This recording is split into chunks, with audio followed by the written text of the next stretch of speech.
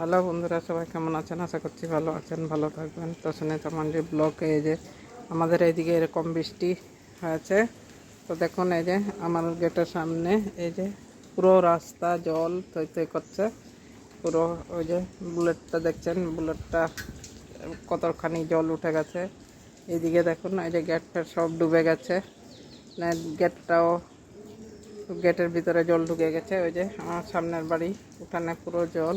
আর রাস্তাতে তো এই যে কোন রাস্তা বোঝাই যাচ্ছে না। আমার ফুলের টবগুলো সব ডুবে গেছে। তো ওই যে কতটা পুরো জল।